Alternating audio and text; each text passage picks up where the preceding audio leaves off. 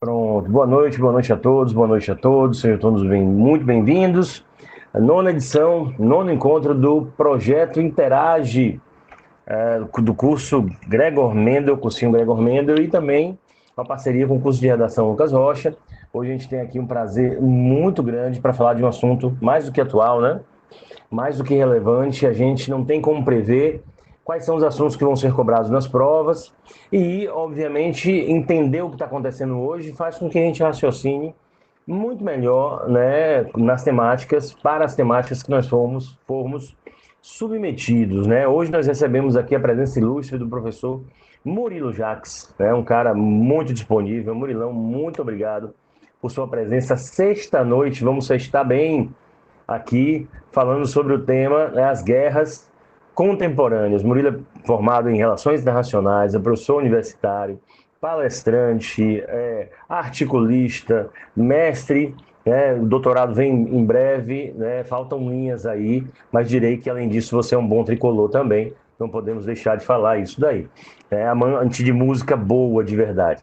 Então, pessoas, hoje nós vamos ter esse momento para pensar em tudo que está acontecendo no mundo hoje, os conflitos, as sanções econômicas, as sanções simbólicas nacionais, do conflito que está acontecendo entre a Ucrânia, né, na verdade, entre a Rússia, a Rússia e a Ucrânia, e também, obviamente, fazer um pouco de reflexão sobre os outros conflitos que estão acontecendo. É um dos marcos, né, Murilo, do que está acontecendo, as pessoas dizerem que há uma medialização seletiva desse conflito especificamente, e que outros conflitos estão acontecendo e não têm a mesma notoriedade.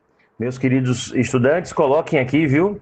Vocês, convidados do curso LR, do Mendel, coloquem no chat da gente a sua presença, escreva presente e usem o chat para poder perguntar e eu vou fazer essa triagem. O Murilo vai fazer uma explanação inicial. Meu querido, seja bem-vindo. Muito obrigado mesmo.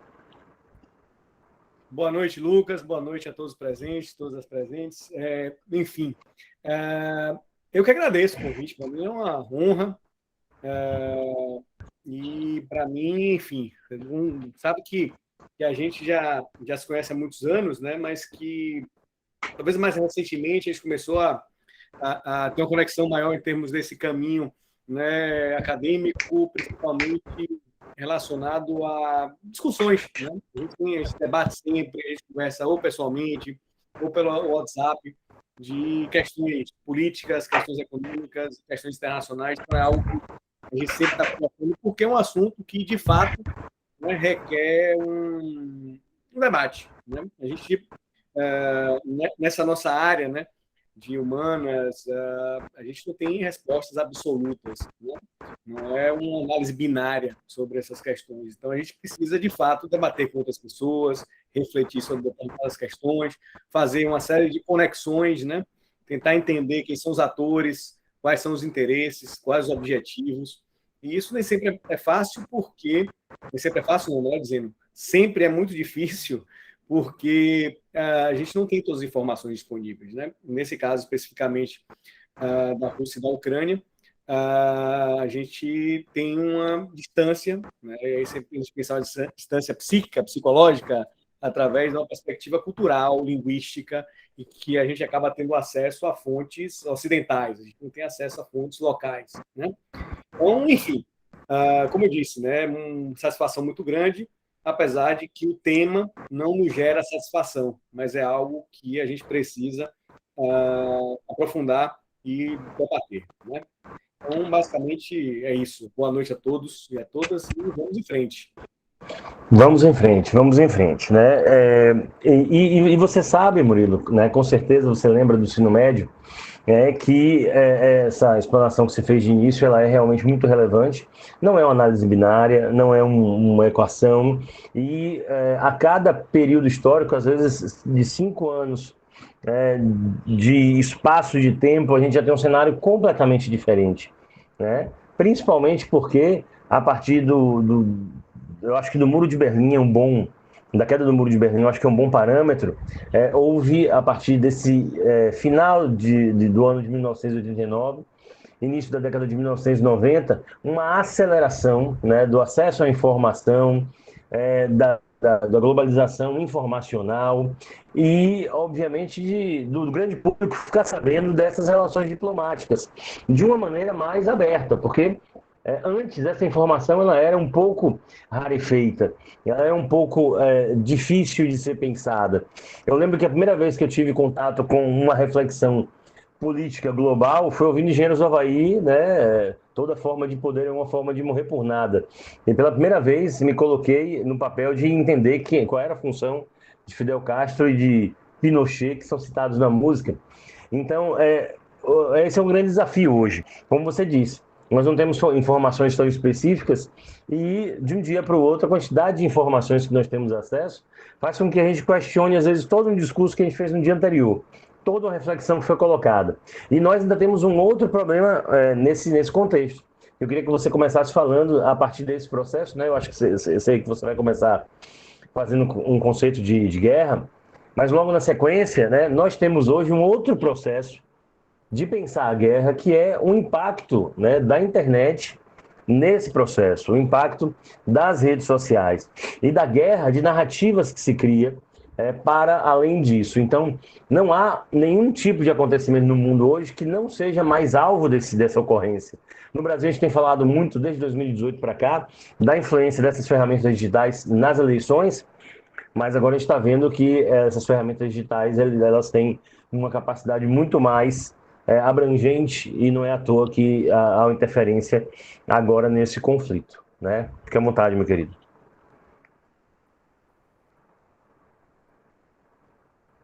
Acho que está sem som. Sim, eu deixei no mudo. É porque para não dar eco quando você está falando, às vezes eu deixo no mudo.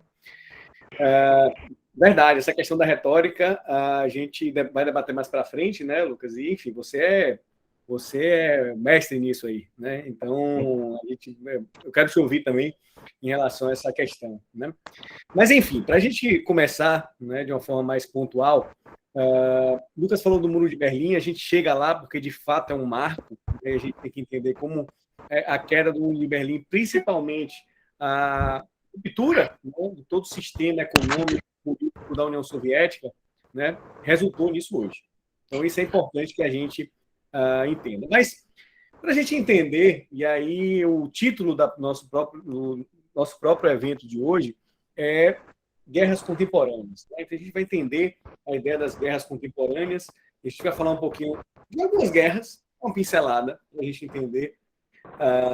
Mas o nosso foco hoje, até porque é um tema importante, né, para atualidades, é a guerra Rússia-Ucrânia. Então, primeiro a gente tem que pensar numa perspectiva, e antes dessa guerra Rússia-Ucrânia, certamente, se eu fizesse uma pergunta para vocês, ou para o público geral, né, fizesse uma pesquisa na rua, com pessoas, né, passando, e eu entrevistasse, perguntando, o mundo está em paz ou em guerra? Certamente muitas pessoas diriam que o mundo estaria em paz. Porque essa ideia, né, e essa diferença, né, esse antagonismo entre guerra e paz, ele vive numa zona cinzenta conceitual que a gente tem dificuldade para definir.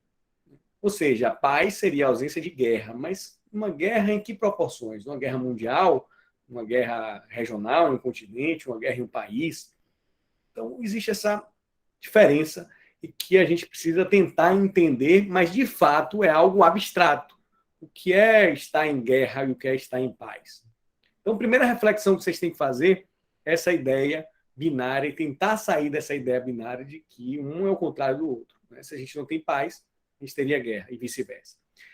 Mas o primeiro ponto que a gente tem que entender é o seguinte: a guerra, né, por questões políticas, historicamente sempre fez parte do nosso processo evolutivo, dos indivíduos, das disputas entre territórios, fontes de recursos naturais, grupos nômades, né, guerreavam uns com os outros para disputar determinado local mais próximo de um rio ou mais próximo de terras férteis. Então, historicamente, sempre fez parte dos indivíduos. Tanto que existe uma corrente da ciência política, que vocês já devem ter ouvido falar, ou se não, vão ouvir agora e pesquisem sobre isso, do século XVI, século XVII, quando a Europa sai daquele regime feudal e que essa era das ideias, a era da ciência começa a aparecer com força na Europa, e um parêntese importante, a gente tem um estudo de história eurocêntrico. A gente estuda a história da Europa, mas enquanto a Era das Trevas acontecia na Europa, você tinha o Império Otomano com uma evolução científica, com evolução em algumas áreas, como a área militar, como a área principalmente da medicina, com inovações, né, para produção, para produtividade de alimentos. Então, a própria China teve uma evolução muito grande dentro de uma série de caminhos, e que isso é esquecido dentro de um estudo de história que temos, que é eurocêntrico. A gente estuda a história da Europa. Tá? Então, dentro dessa ideia da história da própria Europa, do século XVII, o século XVIII, traz uma perspectiva de interpretação da sociedade. A ciência política, com Maquiavel, com o próprio Thomas Hobbes, traz uma ideia de que os indivíduos, na sua essência, eles, né, são maus, são ruins. Ou seja, eles querem, de fato, eles são egoístas e pensam em si na frente de qualquer outra pessoa. E que eles, de fato, têm que receber um controle de algum governante. No caso de Maquiavel, ele fala sempre do príncipe, apesar de que o príncipe de Maquiavel é como se fosse um guia. Né? Ele até fala que é um presente que ele está dando para um governante específico, e que ele dá algumas dicas, algumas orientações de como ele deve lidar com outros estados, né, com súditos, enfim. Mas tem essa visão de que você tem que ser extremamente pragmático na política e tirar o emocional do lado, porque as pessoas são, né, na essência, elas não são boas. Em seguida, vem Thomas Hobbes, que fala o seguinte, né, o homem é o lobo do próprio homem, ou seja, se você deixar as pessoas sem uma lei, sem um Estado forte para controlar essa relação entre elas, elas vão, né, brigar entre si, se matar, enfim.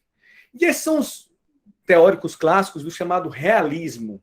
Tá? O realismo da ciência política traz essa ideia de Maquiavel, de Thomas Hobbes. Thomas Hobbes fala do Leviatã, que é um monstro bíblico, né? E ele relaciona isso com o Estado, ou seja, aquele monstro que gera medo nas pessoas, e as pessoas têm que obedecer, ou seja, exercer poder é exercer esse sentimento de medo, e as pessoas têm medo de fazer algo errado, de não respeitar as leis, porque elas vão ser punidas por esse monstro, que na verdade é o Estado. Então, você não pode deixar solto. Ao contrário de outra corrente ideológica, que é o liberalismo, que fala que os indivíduos, de fato, né, têm que ser livres, né, para fazer o que quiser e respeitar algumas leis. O direito, né, a ciência e o direito, é um advento liberal, né, porque garante propriedade privada, garante que você tenha seus direitos respeitados, independente do governante que vier, porque antes não, o rei, quando ele queria uma coisa, era uma coisa, de repente, um mês depois ele queria outra coisa e muda tudo. Então, esse avanço, né, para um regime em prol, né, do caminho democrático liberal, traz essa característica de que leis agora são respeitadas e a gente tem direitos, deveres, claro, mas a gente tem direitos que devem ser respeitados. Então, dentro desse caminho histórico que eu estou fazendo e puxando o gancho desses dois autores realistas que eu falei, as relações internacionais entre Estados, elas são moldadas. O início desse pensamento teórico da relação internacional, das relações internacionais, ela vem com uma base muito importante desses dois autores, Maquiavel e Thomas Hobbes, principalmente, dizendo o seguinte, olha, existe um sistema internacional de Estados.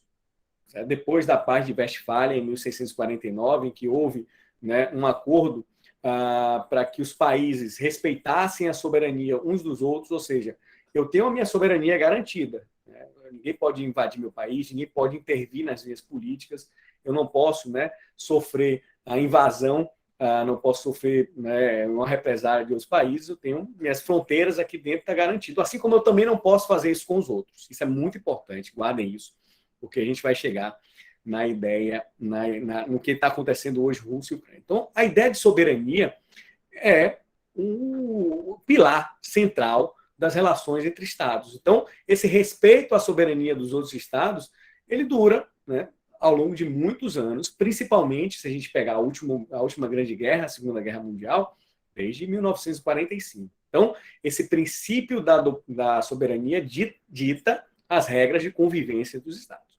Mas voltando à ideia dos realistas, então, na década de 1940, essas teorias das relações internacionais começam a aparecer, e a primeira delas, que é o realismo das relações internacionais especificamente, fala o seguinte: olha, os Estados, né, são os atores que o sistema internacional tem que estudar. A gente tem que estudar os Estados, e só o que os Estados fazem é o que tem relevância. Então, dentro de qualquer análise, o Estado é o ator central.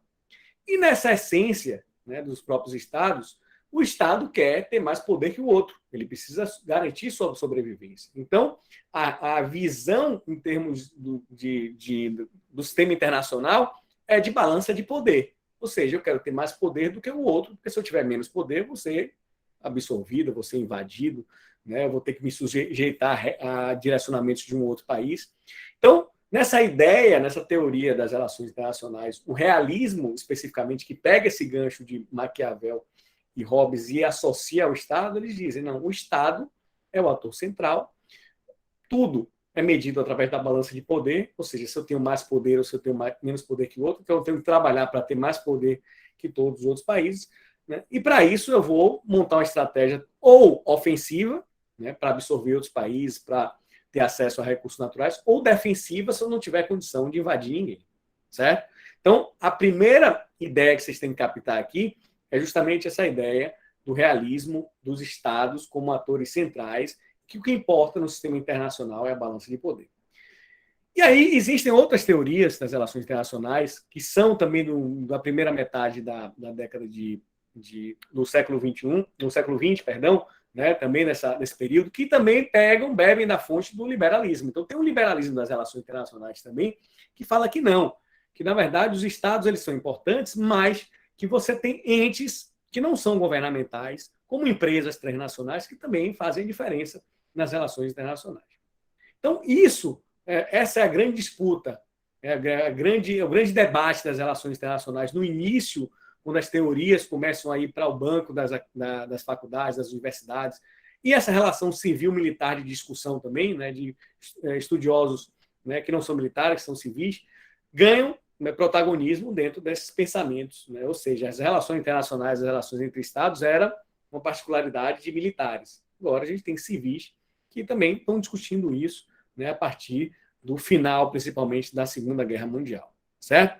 Então, falamos do conceito de soberania, falamos dessas teorias, né, que são teorias clássicas das relações internacionais, o realismo e o liberalismo, e a gente vive num mundo, né, que entra em guerra e que tem uma perspectiva geopolítica. O que é geopolítica? Né? A gente tem a ideia da geografia, mas os interesses dos Estados dentro de perspectivas geográficas, de acesso a recursos, né, em ter controle em determinados territórios para se proteger melhor. Então, a ideia da geopolítica ela é muito importante dentro dessa perspectiva realista. Porque, enfim, dentro da minha estratégia de ter mais poder, eu vou garantir aqui que minha fronteira seja protegida, eu vou fazer acordo com determinados estados menores para conseguir lidar, né, com qualquer possível invasão de uma outra potência, então eu vou, né, me organizar. E a gente pensar especificamente, por exemplo, no Império Russo, o Império Russo sempre teve uma característica expansionista, né, diferente da característica dos maiores estados europeus. Os estados europeus, a expansão era metrópole, colônia, como aconteceu aqui no Brasil com Portugal. Né? Você tinha metrópole, você tinha colônias que não necessariamente era próximo da sua fronteira. Já o Império Russo sempre conduziu sua expansão numa lógica centro-periferia. Então, do centro político, ele foi expandindo para a periferia, primeiro para o leste, né? Então a Rússia, aquela expansão territorial toda da Rússia vai até o leste, e depois, né, uma expansão para o oeste, principalmente com a União Soviética, em que ela abraça alguns estados, né, algumas regiões que estão a oeste. Tá? E aí, falando de geopolítica, a gente tem alguns teóricos de geopolítica que levantam alguns pontos muito importantes para a gente entender esse conflito Rússia e Ucrânia hoje, que é o seguinte. Esses teóricos, né, o primeiro teórico chamado Halford Mackinder, ele falava o seguinte, né, que aquela região onde a Rússia está, a Rússia e a Alemanha, ele denomina de Heartland, ou seja, o coração da Terra. É uma região de grandes planícies, grandes recursos naturais, e que é difícil de ser invadida. Então, para Mackinder, quem dominar aquela região onde fica a Rússia, aqueles estados ali, a região da Polônia, aqueles estados soviéticos, Alemanha, quem dominar aquela região ali, domina o mundo, porque aquela região ali é um centro de poder, centro de recursos e difícil de ser invadida, certo? Pense numa operação, a gente tem que sempre lembrar disso, né? Numa guerra, um avião ele precisa de piloto, ele precisa de combustível, né? Então o piloto tem que descansar, ele tem que reabastecer. Então a logística na guerra é sempre muito importante. Essas extensões territoriais muito grandes, elas precisam de pontos, né? Porta-aviões ou bases para que você possa, né, dar esse descanso ou combustível. E nessa região da Rússia é muito mais difícil você ter esse tipo de operação, certo? Então, Mackinder falou isso. Lá para frente, né, já no final da primeira metade do século XX, um outro teórico geopolítico chamado Nicholas Spykman, ele fala o seguinte, Mackinder fala do Heartland, mas na verdade não. O que é importante é a gente controlar o Hinland, que é o aro, que é a região que circunda, né, toda a Rússia, né, toda essa região do Heartland, e quem conseguir dominar essa região que é próxima de mares, né, e próxima dessa região do Heartland, domina o mundo. Então, a estratégia de política externa dos Estados Unidos foi toda baseada nessa ideia de Spykman, de controlar o cinturão e cercar a Rússia, né? E depois da Segunda Guerra Mundial, você tem a formação da OTAN, a Organização do Tratado do Atlântico Norte, que é uma organização militar e que conduz justamente a esse cerco à então agora União Soviética, né? Então a ideia, né, o discurso de Churchill pós Segunda Guerra Mundial, falando que os soviéticos iriam expandir para o oeste, porque era a tendência realmente, fala de cortina de ferro, ou seja, um avanço, né, para regiões próximas e de incorporação de territórios e ideológica também, né? O Pacto de Varsóvia é um pacto que estabelece uma relação com países que teoricamente eram independentes, mas tinham ligação direta com a União Soviética, a Tchecoslováquia, a Hungria, né? Enfim, a Polônia, entre outros, né? Tinham esse regime mais conectado com a União Soviética. E a própria divisão, como o Lucas falou, da Alemanha, né, o grande derrotado da Segunda Guerra Mundial, entre a Alemanha Ocidental e a Alemanha Oriental. Nós somos uma época, né, Lucas, que a gente assistia jogos, né, de futebol da Copa do Mundo ou do Brasil, que era Brasil versus Alemanha Ocidental, Brasil versus Alemanha Oriental, né? Então isso para a gente é muito, muito comum, né? Então, dentro dessa característica, a gente já começa a perceber... Inclusive, a simbologia do futebol que você falou, Murilo, é tão interessante, porque a gente pegou a Alemanha Ocidental com aquela camisa que tinha granulado o vermelho, o amarelo e o preto, e a Alemanha Oriental era verde, né? Quando teve a fusão, voltou a fusão, a primeira Copa, a camisa voltou a ser só branca, né? Porque a representação do Estado tinha de ser agora, né, obviamente, plena, tinha de ser coletiva, das duas partes, né? Exatamente. Então, essa questão, ela traz uma importância muito grande, né, dentro da geopolítica, e que você tem uma Europa dividida, em que o oeste da Europa, né, era pró-ocidental e pró-Estados Unidos, e o leste europeu era pró-União Soviética. Então há uma divisão, uma ruptura de fato. E a estratégia usada pelos Estados Unidos, inicialmente, e depois em parceria com os países europeus, as potências europeias, França, Inglaterra, enfim, é de justamente fazer um cerco e evitar que os soviéticos avancem, certo? Você quer comentar alguma coisa sobre isso? Segunda Guerra Mundial, Lucas, quer tratar alguma questão específica? Posso seguir? Pode seguir. Vamos lá. Então, dentro desse resumo histórico, né, que eu falei para vocês, a gente avança, né, ao longo da Guerra Fria, né, e aí você falou que a música te trouxe uma curiosidade, né, no Engenheiros do Havaí, que para mim foi Two Minutes to Midnight, né, com a música do Iron Maiden, que fala do 2 minutos para meia-noite, que é a crise dos mísseis em Cuba. E aí, dentro dessa inserção dos Estados Unidos na Europa e nessa tentativa de cercar a União Soviética, os Estados Unidos promovem o Plano Marshall, que é um plano de ajuda financeira para a Europa, né, investimentos para que a Europa se reconstrua. E ela escolhe 2 países interessantes, Turquia e Grécia, para mandar recursos. Então, se a gente falar de Turquia, está na borda, perto muito próximo da União Soviética. E, além disso, os Estados Unidos posicionam mísseis, né, bases militares e mísseis na Turquia. Então, o argumento, à época, né, do então presidente russo, né, que já tinha, né, sucedido Stalin, que é Nikita Khrushchev, então o Khrushchev ele fala o seguinte: tá, vocês colocaram um míssil aqui na Turquia, então vou colocar um míssil no meu parceiro aí no continente, que é Cuba, já que vocês colocaram aqui na Turquia, eu tenho o direito de fazer isso. E aí se estabelece uma crise em que o mundo quase houve, né, no planeta uma guerra mundial. E essa ideia de 2 minutos para meia-noite é que era o prazo que tinha sido dado para que a União Soviética tirasse os mísseis de Cuba.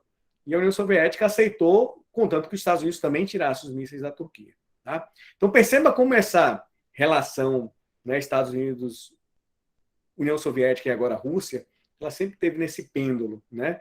De prestes a acontecer alguma coisa, prestes a não.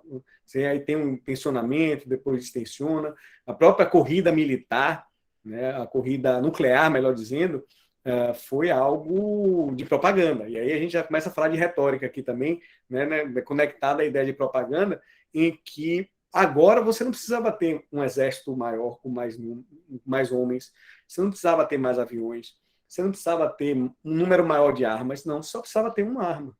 Você só precisava ter uma bomba nuclear que resolvia o problema. Então, essa corrida ela deixa de ser quantitativa em quantidade para qualitativa. Ou seja, é uma corrida tecnológica também. Essa disputa de a Rússia mandou, né, um cachorro para a Rússia, Laika. Depois os Estados Unidos mandam, né, a missão Apollo, né, para a Lua. Então, essa guerra tecnológica e de propaganda ela está sempre muito presente dentro disso.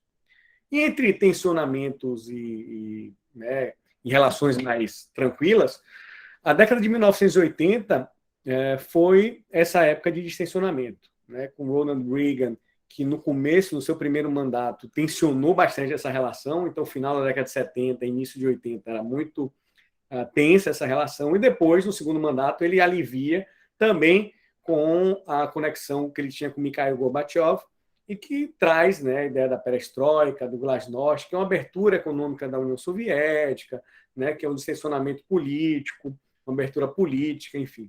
Então, tudo isso começa a mudar. Que é uma simbologia de rendição, né? Sempre foi uma simbologia de rendição a um sistema, a um discurso mais hegemônico, né, que era patrocinado pelos Estados Unidos. Na verdade, Lucas e pessoal que está aqui acompanhando, o que aconteceu? Né?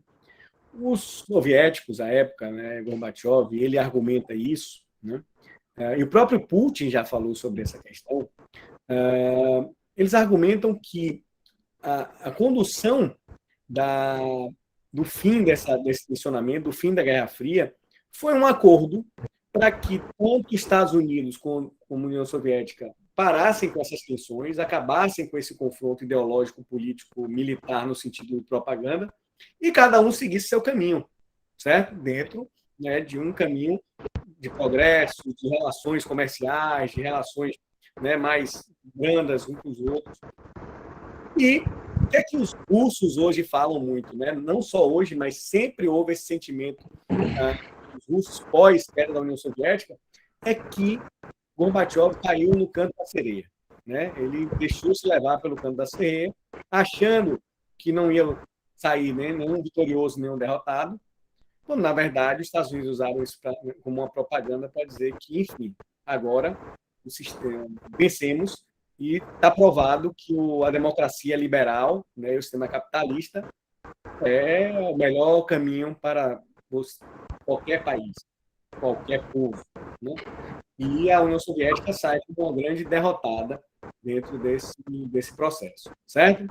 Então, essa ideia, esse encaminhamento, ele vem como um tiro no peito dos soviéticos, que começam a enfrentar, na década de 1990, uma crise muito severa, né? Há relatos que Putin era um agente da KGB e que ele estava na Alemanha Oriental, né, nesse período em que caiu o Muro de Berlim, que a União Soviética sai humilhada desse fim da Guerra Fria, né? E percebam, é muito difícil uma mudança de regime político numa sociedade que tem uma essência já desde 1917, né, a um tipo de regime político. Então essa abertura é muito complicada para você aliar interesses, né, aliar condições. Próprias empresas soviéticas, né, que eram estatais, todas estatais, né, agora começam a passar para o capital privado. Esses oligarcas russos assumem grande parte dessas empresas na década de 1990. Então, a transição para a Rússia foi muito dolorosa. Então, há um sentimento na Rússia de traição, né, e de derrotismo, que começa a inflamar por conta de um avanço a partir dos 2000, com a entrada de Vladimir Putin na presidência da Rússia, em que ele começa a trazer de volta esse sentimento da Rússia, né? E aí falam muito da uma perspectiva de União Soviética, mas eu acho que Putin tem mais uma relação com o Império Russo, né? Aquele Império dos czares, né? Lá do século até o século XIX, né? Quando começa a ruir até a Revolução Bolchevique de 1917. Mas Putin ele tem muito mais esse sentimento da Rússia como potência, né? Não quer reeditar a União Soviética, né? Enfim, ele pensa muito mais nessa perspectiva da Rússia como potência. Então, Murilo, só para ficar de indicação, eu sei que todo o contexto da Alemanha é diferente, né? A queda do muro e essa forma que eles lidam com a ruptura. Mas tem um filme tão legal, não sei se você chegou a ver, não sei se você fez segunda fase nessa época. Não, eu já estava dando aula, então você já estava bem fora da escola. Adeus Lenin, né? Você conhece? Fantástico, porque é um filme que ele consegue ser poético nessa transição, numa situação muito prosaica, muito interessante o enredo. Viu, gente? É a história de uma família que mora na Alemanha Oriental, né? Um filho, uma filha e uma mãe. Esse pai não está com eles. O que a gente entende é que ele passou para o lado ocidental e não voltou mais, e a mãe não foi com ele, preferiu ficar no lado oriental. Aí a mãe estava muito cansada, tendo vários problemas de saúde, e ela tem um infarto e ela entra em coma. Enquanto ela entra em coma, muda tudo na Alemanha, cai o muro e a Alemanha vira capitalista. Ela ficou um ano assim. Quando ela acorda, o médico diz: olha, sua mãe não pode tomar sustos. Se ela tomar sustos, ela pode morrer. E aí ele tem de fazer uma Alemanha Oriental dentro de casa, inventando até um telejornal, comprando produtos em localidades assim bastante periféricas para poder conseguir manter uma pequena Alemanha Oriental dentro de casa para a mãe não descobrir isso. Né, não descobrir. E é muito interessante como isso acontece, porque assim, muito rapidamente a gente vê as empresas que a gente considera muito de referência capitalista, os fast foods, as empresas de antenas digitais, invadem um país ou outro, e aí mostra o choque que a população tem, né, de cultura e essa melancolia. Tem uma cena que é a cena que dá nome ao filme, tem uma estátua de lenha na praça da cidade onde eles moram, e aí o helicóptero vai, issa a estátua, e a estátua vai indo embora. É a cena que a mãe acorda, não tinha ninguém em casa, ela desce a escada e ela vê a estátua sendo levada pelo helicóptero. Eu acho que tem um sentimento parecido. Fica a indicação, um filme alemão, Adeus Lenin, se não me engano, tem na Amazon. Exatamente. Esse filme é fantástico mesmo, boa indicação, né? Porque, enfim, tudo que você trouxe, né? A gente também não dá muito spoiler, né? Mas tudo que você trouxe é interessante dentro dessa modelagem, como você falou, né? Tem uma perspectiva poética também, mas retrata essa perspectiva, né? Da Alemanha Oriental, né? De um país, né? Rachado no meio, né? No meio de uma disputa ideológica, né? Apesar de ser um povo só, mas enfim, cortou o país no meio e separou uma parte com influência de um lado e com uma parte com influência de outro, que é algo, né, muito importante na história, né, mas também muito assustador, né, se a gente for relacionar com que se acontecesse isso hoje, né, em algum lugar, né, que a gente mora, e tem gente, né, que, enfim, saiu para trabalhar e não voltou mais, né? Tem uma senhora que, quando caiu o muro de Berlim, ela foi na biblioteca do outro lado devolver o livro, né? Que ela tinha pego antes, né? Ela pegou o livro, passaram o livro, então, quando derrubaram o muro, ela foi lá devolver o livro na biblioteca, né? Enfim, tem essas questões que, enfim, parecem, né, comédia, mas foi muito sério, né? Muito sério. Então, o mundo estava dividido e a União Soviética ruiu, né? E todos aqueles países ali, daquele cinturão que eu falei para vocês, né? ruíram, né, com a sua União Soviética também, e a Ucrânia é um deles. A Ucrânia fazia parte da União Soviética. Eu falei para vocês de Nikita Khrushchev, né? A ideia da Crimeia, que fazia parte da Rússia, não era parte da Ucrânia, foi um presente dado por Khrushchev aos ucranianos. Khrushchev ele tinha nascido ali perto, né, na fronteira da Ucrânia, então ele tinha esse sentimento, né, da região, e aí ele cede a Crimeia para a Ucrânia na década de 1950. Mas, enfim, a Rússia começa a se reerguer nos anos 2000 com um fenômeno que também foi muito bom para o Brasil nesse mesmo período, que foi a alta do preço das commodities. Né? Aqui que a gente teve alta do preço de soja, principalmente de minério de ferro, que o preço disparou aqui no Brasil. Então, foi aquele período 2000 a 2010, foi um período de uma bonança econômica muito grande para o nosso país. Né? A gente tem reservas nacionais, né, de moeda, a gente teve, né, um processo de crescimento, apesar de que, enfim, isso não é o tema de hoje, mas a gente pode questionar a forma como isso foi conduzido, através de um consumo que foi um caminho ao contrário do que deveria ser, mas, enfim, não vem ao caso aqui, porque não é o tema de hoje, mas foi importante para o Brasil. E a Rússia se aproveitou muito disso no gás, né? O preço do gás disparou e a Rússia conseguiu ter aquele fôlego para começar de novo, né? E se casou com Vladimir Putin na presidência. Né? Então, toda essa construção desde os 2000, né, desde a queda do Muro de Berlim, desde a ruptura da União Soviética. Ô Murilo, deixa eu lhe interromper, porque eu percebi que você deu um salto na sua fala. Eu achei que ia ficar datado se eu perguntasse depois. Então, você acha que, recentemente, Putin fez um evento lá na Rússia, um estádio cheio de gente, eles comemorando uma data cívica do país como se não tivesse acontecendo nada. E aí você fala que todo esse ganho com gás, esse recrescimento da Rússia, esse fôlego com as commodities, coincidem com o momento Putin. Você acha que essa relação que o povo tem com ele, o povo russo, é dessa gratidão, do retorno, pelo menos dessa imagem, ou desse início de reconstrução russa que remete ao tempo dos czares, a potência e tudo mais? Que faz com que ele seja forte até hoje? Eu acho que tem uma associação, porque é o seguinte, se a gente pegar historicamente, Lucas, no geral, há um sentimento, né, de povo, e vamos falar de povo, ainda mais quando a gente enfrenta um momento que a gente está enfrentando hoje de muitas incertezas, de crises econômicas regulares, há um sentimento de um apego, uma necessidade de apego a um líder forte que vai promover um caminho, né, mais de êxito para a população. Né? Que vai fazer as concessões difíceis, né? A gente está vendo isso no Brasil, né? A gente está vendo isso em outros lugares, enfim. Essa ascensão desses movimentos mais populistas, né, trazem, reflexo, melhor dizendo, é reflexo de um momento que a gente vive. Né? Vamos voltar lá na crise de 1929, né, quando o liberalismo entra em xeque e aparecem grandes líderes, né, e a gente pode pegar o exemplo do próprio Hitler, Mussolini, aqui no Brasil, Getúlio Vargas, né, que é aquele líder que encaminharia a população para uma melhoria, né, para um caminho melhor do que o liberalismo estava promovendo, ou seja, estava tudo desordenado, né, existiam culpados, ou seja, tem culpados, tem pessoas, tem grupos que são culpados por isso, e eles têm que pagar, a gente tem que tirar eles daqui, a gente tem que exterminá-los, e a Judeus gente vai conduzir, né, enfim.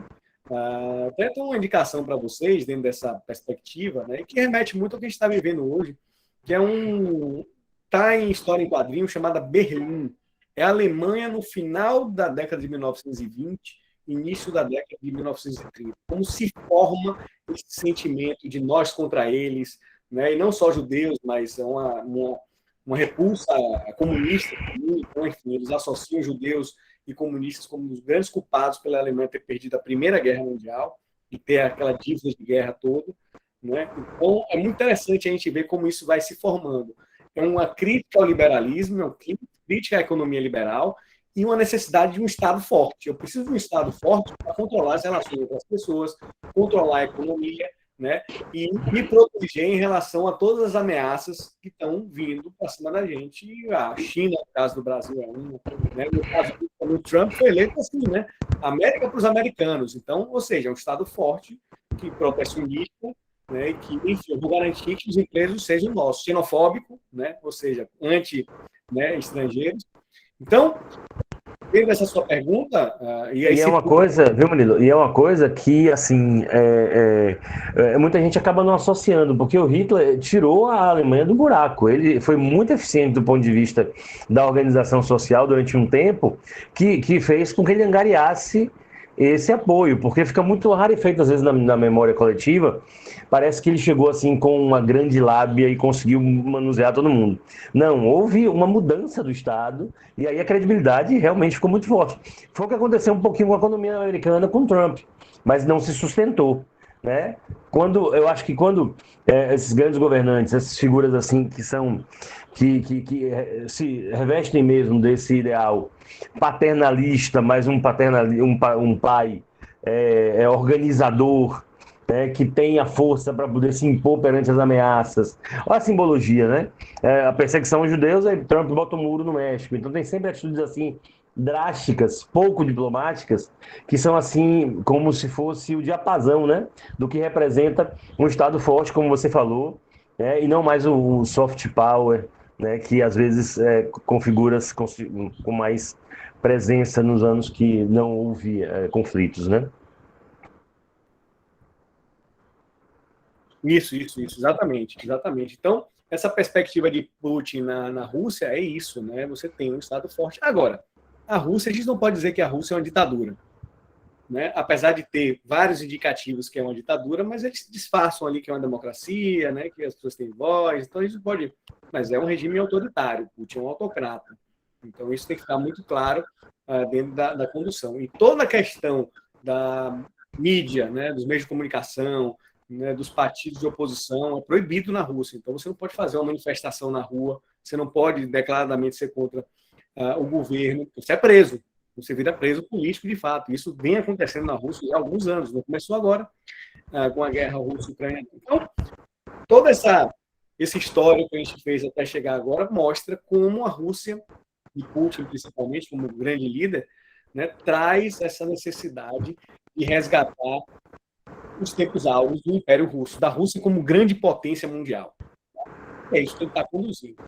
E traz de volta coisas que tinham sido estabelecidas no mundo, né, nesse sistema internacional de Estados, né, como o princípio de soberania, né, de respeito à soberania, de respeito às normativas internacionais, né, de não intervenção em outros países. Desde 1945, e aí se a gente pensar em proporções maiores, a gente vai entrar nesse debate, né, depois com as ações dos Estados Unidos, mas enfim, se a gente pensar em grandes proporções, e aí na Europa também, especificamente, desde 1945, que não havia, né, uma ação, né, de um país dentro de uma invasão na Europa, tá? Como a Rússia fez em relação à Ucrânia. Então, isso é uma mudança de paradigma significativa, né? Já está completando um mês, completou um mês ontem, dia 24 de março, e pode ser que dia 24 de fevereiro a gente lembre daqui a 20, 30 anos como um marco, como a gente lembra datas, né, de grandes viradas na história mundial, né? Porque essa guerra também está sem previsão de ser concluída. Então, isso muda, né, toda uma construção, né, e uma equidade entre os estados quando a Rússia decide de respeitar essas normativas. Ela invade a Ucrânia, respeita o princípio de soberania, né, intervém em outro país, e isso gera um choque no mundo, como assim? Né? A gente não achava que isso ia acontecer. E a Rússia traz de volta aquela questão do realismo, né? Clássico, né? Do realismo de que os estados são importantes, a geopolítica volta, né? Tinha sido substituída pela economia, a geoeconomia, o princípio liberal. A geopolítica volta, eu tenho que conquistar territórios, eu tenho que me proteger. E o grande argumento de Putin é justamente o que a gente falou. Ou seja, eu estou sendo cercado aqui. Né? Os Estados Unidos, através da OTAN e as potências europeias, estão me encurralando e eles querem trazer, além de todos, né, os outros países próximos à minha fronteira, que já estão na OTAN, eles querem trazer a Ucrânia. E a gente não vai permitir isso. Entendeu? Isso é uma ameaça à segurança russa e a Ucrânia não pode fazer parte nem da União Europeia, nem muito menos da OTAN, que é uma organização militar e que vai ameaçar a segurança aqui. Até porque, gente, tem dois riscos cortam a Ucrânia e chegam no coração político lá da Rússia. Porque a Rússia tem aquela expansão territorial toda, né, um país gigantesco, mas 70% da população russa está concentrada naquela região ali de Moscou, São Petersburgo, que é aquela região Europa, né? A Euroásia é a euro, né? É a euro-russa, né? A Rússia europeia. Então, o centro político e econômico da Rússia está ali, naquele leste. Então, uma inserção, né, na Ucrânia, ali pelo Mar Negro, você tem acesso a rios que vão dar lá em Moscou, vão dar em São Petersburgo. Então, isso é muito perigoso, de fato, em termos geopolíticos. Então, é a volta das teorias clássicas, né, das relações internacionais, principalmente o realismo, que traz essa ideia, né, de não, os estados são fortes, os estados precisam acumular poder para não serem ameaçados por outros países, né? Ou seja, a ideia da geopolítica que é importante, eu tenho que controlar mares, eu tenho que controlar territórios, coisa que ficou abandonada, né, depois da Segunda Guerra Mundial, com essa teologia liberal que se implanta, e principalmente depois da Guerra Fria, da história, né? Ou seja, os Estados Unidos venceram. Agora, o que sobrou de tudo isso é a democracia liberal, que tem que ser espalhada pelo mundo todo como um grande regime político. O único que dá certo é esse. Né? Murilão, deixa eu lhe perguntar. Porque, assim, você falou, repita o nome do teórico, por favor, que fala do arco, que cercar a região central do mundo. E isso veio acontecendo ao longo dos últimos anos, das últimas décadas, bem vagarosamente, na minha visão. Nicholas Spackman, pronto, o Murilão escreveu ali. Himmland, né, o arco, né? E isso foi acontecendo, de fato, inclusive agora, durante esse conflito, a OTAN foi convidar a Finlândia e Suécia para fazerem parte, que também fazem divisa com a Rússia, né? A fronteira toda da Finlândia ao leste é com a Rússia. E me diga o papel da OTAN nisso, porque assim, apesar de ser uma organização militar, né, qual é a inserção da OTAN perante a ONU, perante a Declaração Universal dos Direitos Humanos? Porque parece de fato mesmo que é um processo de cercamento, né?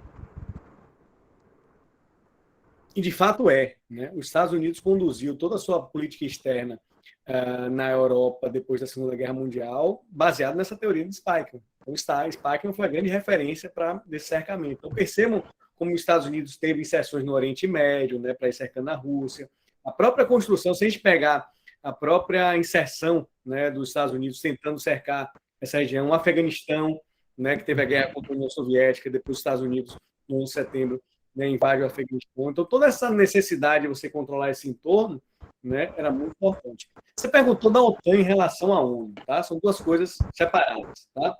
A ONU, ela tem, né, ela é formada por países, né, países do mundo, né, 198 países, se não me engano, e ela tem uma Assembleia Geral e tem outros blocos, né, de gestão econômico, recursos humanos, enfim. Mas tem o chamado Conselho de Segurança, que é o conselho formado por Estados Unidos, China, Grã-Bretanha, França e Rússia, né, que era a União Soviética. Então, são 5 países que formam o Conselho de Segurança, que é um conselho essencialmente militar. Então, a ONU tem vários conselhos, mas o que é relevante, de fato, na ONU, se a gente pensar, é o Conselho de Segurança, que esses 5 países eles formaram o Conselho de Segurança depois da Segunda Guerra Mundial. Por que a China, depois da Segunda Guerra Mundial? A China foi muito importante na Guerra do Pacífico contra o Japão. Então, os Estados Unidos precisavam atuar junto com a Inglaterra, a própria União Soviética, depois, né, de fato, entra, né, nesse eixo, né, dos aliados, né, nesse grupo dos aliados contra o eixo. Mas os Estados Unidos precisavam coordenar estratégias no teatro de operações. Então, os Estados Unidos precisavam lutar no norte da África, os Estados Unidos precisavam lutar no norte da própria Europa, né? Tanto que aquela invasão da Normandia ficou famosíssima. Você tinha a União Soviética lutando contra os alemães que estavam, né, indo sentido leste, né? E você precisava lutar contra o Japão, e a China foi importantíssima nisso. Então, por isso que a China faz parte do Conselho de Segurança. O Conselho de Segurança é um conselho que trata questões militares, então você tem 5 membros permanentes, que são fixos, e 10 rotativos. O Brasil voltou, né? O Brasil vira e mexe, faz parte desses rotativos. Mas esses 5, dentro das discussões e das decisões, eles têm poder de veto. Então, vamos dizer o seguinte. Quando aconteceu a invasão, a segunda invasão dos Estados Unidos ao Iraque, esse tema foi para o Conselho de Segurança e os Estados Unidos levou um documento dizendo que tinha armas químicas e biológicas no Iraque. Né? O Conselho de Segurança votou para que não houvesse uma invasão. Os Estados Unidos, mesmo assim, desrespeitou o Conselho de Segurança e invadiu o Iraque. Por quê? Se desses 5, né, dentro de uma votação, um vetar, não tem mais votação. Não existe maioria nem simples, nem maioria qualificada, nem nada. Dos 5, 4 votaram a favor com alguma coisa e um vetou, acabou. Não vai adiante. E foi o que aconteceu agora recentemente, né, dentro desse processo de uma tentativa, né, de uma investida mais rígida contra a Rússia, né, de condenar, e a Rússia, que faz parte do Conselho de Segurança, vetou. Né? E a China, né, se absteve. A China não votou, nem para um lado nem para o outro. A China se absteve. Né? Isso mostra que tudo que a China não quer é instabilidade. A China quer que continue tudo da mesma forma, não tenha guerra, para ela continuar seu plano, né, de nova rota da seda, né, de, enfim, abrir mercados. Então, é isso. Então, dentro dessa conexão, a ONU tem esse órgão. A OTAN é uma organização, né, um acordo militar particular. Né? Países se juntaram e fizeram um acordo militar de proteção mútua. Se um invadir, se eu sofrer invasão, todo mundo me defende. Tanto que os Estados Unidos, junto com a OTAN e a Europa, não interviram no confronto entre Rússia e Ucrânia, porque a Ucrânia não faz parte da OTAN. Mas Biden, né, num discurso, ele disse que o seguinte: se tocar 1 centímetro no território da Polônia, por exemplo, aí a gente vai agir. Tá? Porque a Polônia faz parte da OTAN. Então, isso é muito importante que vocês entendam. Não houve nenhuma reação da OTAN, porque a Ucrânia não faz parte da OTAN. Né? Foi assediada, vivia sendo assediada, né? Já estava prestes a entrar, e aconteceu isso dentro do discurso de Putin por conta desse assédio da OTAN à Ucrânia, certo? Então, a OTAN é uma organização, um acordo particular que não tem, né, relação direta com a ONU especificamente, certo? Assim como Rússia e China têm um acordo militar, né, que é a Organização de Cooperação de Xangai, né, que é um acordo militar na Ásia, certo? E tem outros países da Ásia que fazem parte desse acordo, certo? Então, existem vários blocos, né, vários acordos específicos dentro dessa política de alianças no cenário internacional, que traz, de novo, aquela perspectiva realista. O que importa são os Estados ganharem força com alianças, com acordos, ou seja, né, isso é importante. Deixa eu lhe perguntar uma coisa, Murilão. As investidas do exército russo têm avançado cada vez mais na Ucrânia, chegado cada vez mais perto na fronteira da Polônia, com a Polônia, que foi a principal rota de fuga da população ucraniana, né, com mais de 4 milhões de pessoas, se não me engano, e agora são refugiados, e que invadiram a Europa, pela Romênia, pela Hungria, mas principalmente pela Polônia.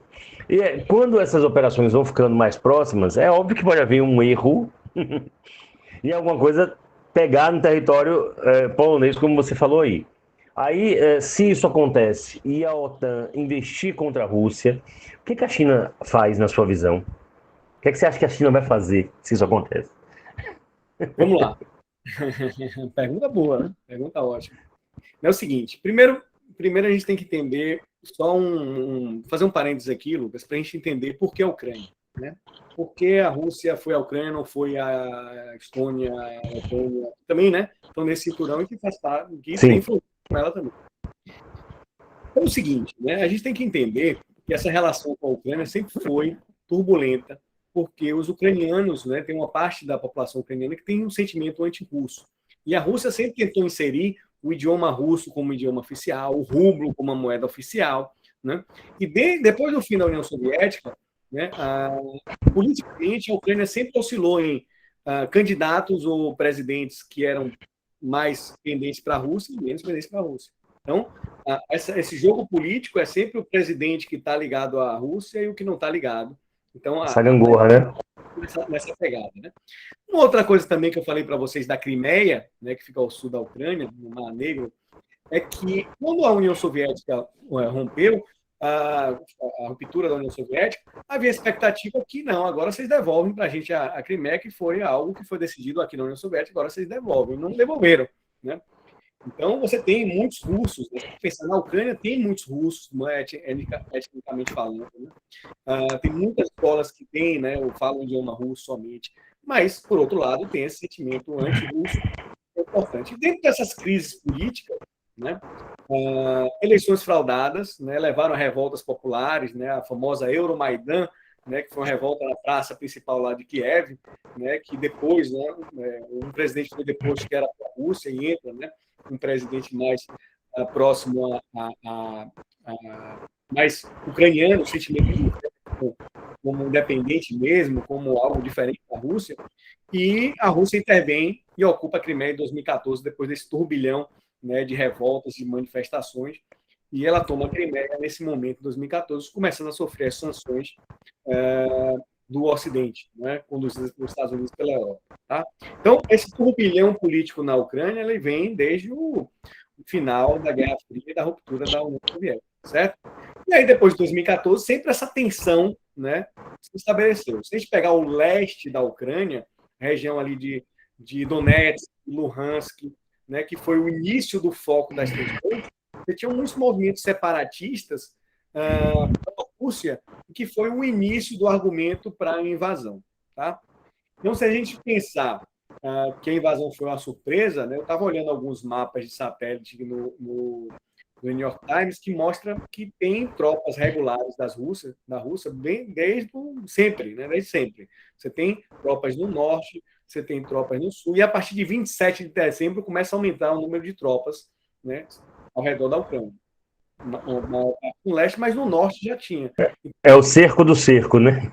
O cerco estava acontecendo desde 27 de dezembro. Né? Ele vai aumentando, em janeiro mais, em fevereiro se concretiza a invasão, né? De fato.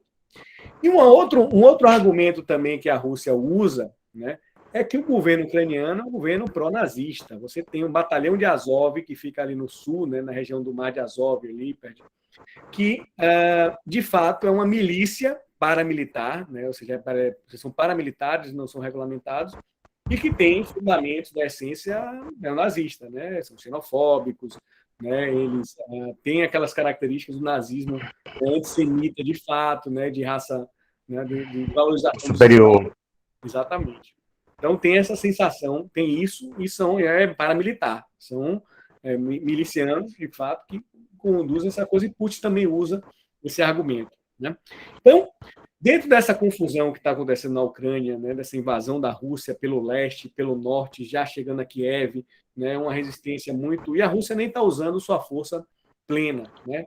Porque, por exemplo, a Rússia usou alguns armamentos, né, na Síria, que esses armamentos eles não foram usados ainda, né? Como mísseis hiperbáricos que, enfim, eles geram, né, uma potência em que a pessoa ela começa por dentro a queimar e ela morre por conta dessa respirar, né, esses gases, que é considerado também, né, uma arma ilegal, né? Você sabe que a guerra tem isso, né? Você está falando de guerra, a guerra tem, apesar de ser algo errado, né? Não é correto você fazer uma guerra, mas existem regras dentro da guerra. Né?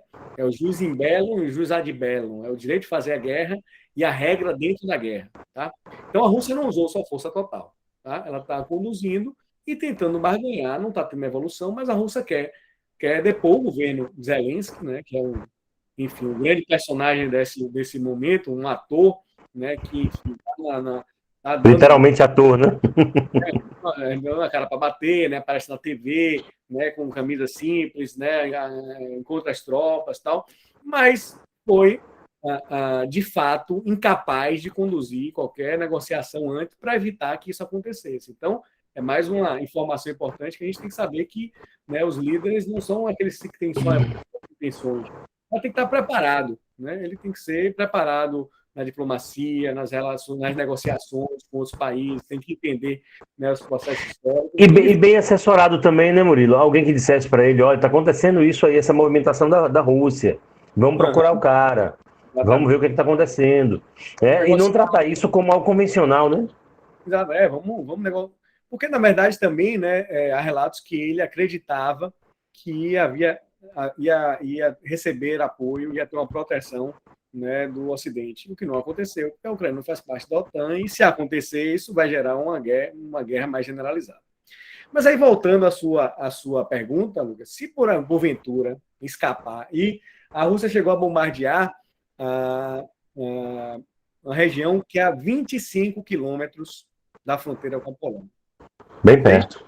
Farol da Barra para o Farol de Itapuã são 23. Então, acho que uma explosão lá no Farol de Itapuã, por exemplo, acho que dava uma balançada nos prédios ali da Barra, né? Uma bomba ali nisso, eu acho que dava uma balançadinha aqui em outros lugares. Então, foi muito perto, muito próximo, de fato, né? Acontece, me perguntou, e a China nessa história? Você acha que a China vai reagir, né? A China vai intervir? Eu não acredito. Primeiro, pelo seguinte: a China não tem uma habilidade operacional, tática, apesar de ter um exército grande, né? Se a gente pensar a população da China, pode ter tecnologia para isso. Mas a gente sabe que os chineses eles não têm essa habilidade de operações bélicas, né? A última operação que os chineses se envolveram foi no Afeganistão em 79, e que foi um fracasso. E nunca mais eles se envolveram em nada específico dentro de uma necessidade militar. Tanto que, quando os Estados Unidos saem do Afeganistão, né, a primeira coisa que os chineses vão correndo fazer é um acordo com os talibãs para que as coisas fiquem estáveis. Eu não quero estabilidade aqui. Eu não quero que você infle, né, esse pessoal aqui do oeste do meu país, os uigures, que são muçulmanos e são terroristas na nossa visão. Então, enfim, não dê mas não infle. A gente está junto, né? Mas eu não quero confusão aqui para a gente. Então, a China, você viu que a Xi Jinping não deu declaração apoiando Putin. No Conselho de Segurança, eles se abstiveram, né, do voto. Então, a China não quer isso. Então, eu não acredito que, se houver alguma coisa pontual de uma reação, a China se impõe. Se o conflito se generalizar, começar a entrar a França, Grã-Bretanha e a China entrar, aí, Lucas e amigos, nos encontraremos nas trincheiras. Entre o nosso presidente, lutaremos do lado da Rússia, né? A gente vai estar do lado da Rússia, né? Enfim. Mas eu não quero pensar nessa possibilidade, não. Então, eu não acredito que a China, a não ser que isso se generalize. Aí é outra história. Mas, mesmo que haja uma reação do Ocidente, vai ser pontual também, né? E aí, falando de guerra, a gente tem, né, a Rússia é a que tem o maior número de ogivas nucleares. O país que tem mais ogivas nucleares em sua posse é a Rússia. Então, uma guerra generalizada tende a ser uma guerra nuclear. Isso, né, tem capacidade para extinguir a humanidade. Então, um medo, e é uma questão psicológica que nas relações internacionais a gente tem que entender também, está presente. Então, vocês acham que os Estados Unidos, França, Grã-Bretanha, Alemanha não intervêm por quê? Porque confronto generalizado, eles não querem um confronto nuclear, né? O Putin disse que está para jogo, né? Para o que tiver que fazer, a gente vai fazer. Mas não é bem assim, né? Porque ele podia agir da mesma forma que ele agiu na Síria, de uma forma mais impiedosa. Mas aí tem a opinião pública, né? Tem toda a questão de ser na Europa, né? Aí muda de figura. Né? Que até alguns jornalistas falaram, não, mas é um absurdo, porque quando acontece na África, tudo bem. Mas aqui na Europa, né, a gente vê pessoas civilizadas, né? Olha que louco, né? Pessoas civilizadas vendo, né? Enfim. Ou seja, a gente vê como o mundo tem essa ruptura, né? De ideia de moderno, de não moderno, de civilizado e de primitivo, e que, enfim, é outra história também. Mas eu não acredito, não. Não acredito que haverá uma reação da China, não, tá?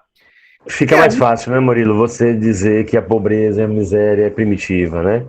Porque aí você incute a ideia de que não houve uma evolução do continente por pura inabilidade dos africanos de fazerem isso. Já é tudo junto, né? Já vem, né? Eles chuparam tudo que eles puderam com o imperialismo, foram embora e disseram, não, eles não conseguiram fazer porque eles não são competentes para tal. Pronto. Eu quero trazer, né, a civilização e todas as diretrizes ocidentais para que a vida deles seja melhor, né? E a gente sabe que pegar essas caixinhas e tentar encaixar dentro de situações de formação, né, social diferente, de visão de mundo diferente, não dá certo, né? A ideia de Não dá Estado, certo. você construir fronteiras numa perspectiva política estatal de instituições, é uma ideia europeia, né? Uma ideia ocidental, que vai, né, tentar ser inserida à força, e a gente sabe que a dinâmica política e a dinâmica de poder em outras regiões não são assim, né? Você tem etnias separadas, você tem grupos políticos, né, que demandam por poder, né? E assim, né? Condenando veementemente o que Putin está fazendo, mas os Estados Unidos fizeram também. Tá? Meu pai já dizia que um erro não justifica o outro. Né? E se um erro não justifica o outro, você não pode justificar o que Putin está fazendo pelo que os Estados Unidos fizeram. Mas os Estados Unidos fizeram também esse movimento de intervir em outros países sem autorização da ONU, sem ter uma justificativa plena, como fizeram, né, no Iraque 2 vezes, como fizeram no Afeganistão. E, enfim, isso acontece, né, até da França, né, na condução da sua política colonial, da sua estratégia colonial na Argélia, enfim, a Itália na Etiópia, enfim, existe, né, outros precedentes, mas esses precedentes não podem justificar de jeito nenhum a operação que a Rússia está fazendo. Tá? Então, falando de guerra, para concluir, né, gente, para a Lucas apresentar essa proposta de tema de redação, falando de guerra, a gente tem hoje em andamento 21 guerras, são consideradas guerras, né, no mundo. Então, quando a gente tinha a sensação que a gente estava num período de paz antes da Rússia invadir a Ucrânia, o mundo já tinha 20 guerras, né, 21 com a invasão da Rússia à Ucrânia. Né? E essas guerras, né, elas são guerras civis, né, de disputas políticas, né? Então você tem em África, né, Etiópia, Congo, Mali, enfim, diversos tipos de guerra. Líbia ainda continua, né, a guerra na Líbia, a guerra na Síria, que é uma guerra civil, né? Enfim, e aqui você tem, né, se a gente pensar nessas 21 guerras que estão acontecendo hoje, uma perspectiva de que quase 200 mil pessoas, né, morreram dentro dessas guerras contemporâneas que estão acontecendo agora. E a guerra pode ser uma guerra civil, uma guerra política, né, por disputa de poder, por um querer ser reconhecido como governante ou não. Essa guerra pode ser uma guerra contra as drogas, que a gente já viu esse termo, né? Guerra contra as drogas, guerra contra traficantes de droga, o crime organizado internacional, ou contra insurgências terroristas, né? Em alguns lugares tem, né? Na Nigéria você tem uma guerra por conta dessa insurgência terrorista. Boko Haram. Isso, que é o Boko Haram, exatamente, perfeito. Enfim, a gente vive num constante processo bélico, né? A gente nunca deixou, né, de viver num período de guerra. Né? Então, o que a gente tem que entender é que a guerra Rússia-Ucrânia ela ganha uma proporção na mídia, e essa visão eurocêntrica nossa, que não, agora a gente precisa ter atenção, né? Essa está impregnada na gente. Né? A gente vê 20 outros países que passam por guerra, sofrimento de pessoas, refugiados, né, mortes, e não tem o mesmo destaque na mídia, e a gente precisa estar atento a esses processos. Falei demais, né? Pessoal. Não, relaxa, mas foi maravilhoso. Eu só vou colocar aqui a proposta para poder você também, inclusive, contribuir, né? Tenho aqui os textos de apoio e aí depois tem a proposta, ainda vou fazer o planejamentozinho para eles verem. Aqui, ó, eu coloquei 3 textos de apoio aqui numa proposta que eu fiz para poder embalar, fechar a nossa aula. O primeiro texto diz assim: em geral, diz-se que a Primeira Guerra Mundial começou em Sarajevo em 28 de junho de 2014, com o assassinato do arquiduque Francisco Ferdinando e de sua mulher Sofia, perpetrado por um jovem nacionalista que sonhava com uma Sérvia mais extensa. Nos 4 anos e meio seguintes, a guerra se disseminou pela Europa, pelo Oriente Médio e pela Ásia, remodelando o mundo.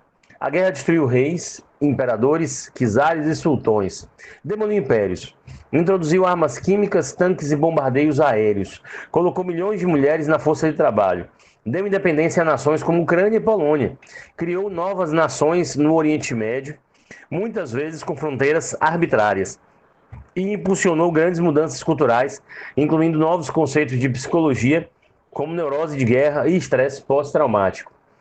Ela também foi um passo inicial nos Estados Unidos para se tornar uma potência global.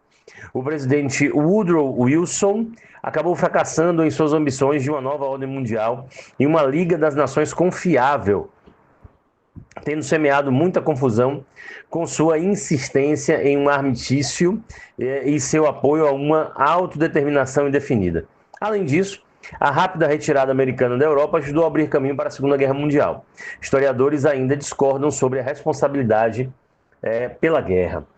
O Enem, viu, Murilão? Ele sempre faz assim, quando ele cobra alguma proposta do estudante, ele sempre faz uma seleção de textos que orientam o estudante no básico.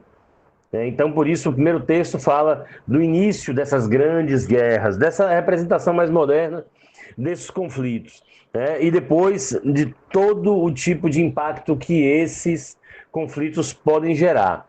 O segundo texto diz assim: a invasão da Ucrânia por tropas russas pode produzir impactos econômicos a mais de 10 mil quilômetros de distância. O Brasil pode sentir os efeitos do conflito por meio de pelo menos 3 canais: combustíveis, alimentos e câmbio. A instabilidade no leste europeu pode não apenas impactar a inflação, como pode resultar em aumentos adicionais nos juros, comprometendo o crescimento econômico para este ano ao reduzir o espaço para a melhoria dos preços do consumo. Segundo pesquisa, sondagem na América Latina, divulgada nesta semana pela Fundação Getúlio Vargas, as turbulências na Ucrânia devem agravar as incertezas que pairam sobre a economia global nos últimos meses. No Brasil, os impactos deverão ser ainda mais intensos. Uma das razões é a exposição maior aos fluxos financeiros globais que o restante da América Latina, com o dólar subindo e a bolsa caindo mais do que a média do continente. A própria pesquisa, que ouviu 160 especialistas em 15 países, constatou a deterioração do clima econômico. Na média da América Latina, o índice de clima econômico caiu 1,6 entre o quarto trimestre de 2021 e o primeiro trimestre desse ano, de 80,6 para 79 pontos.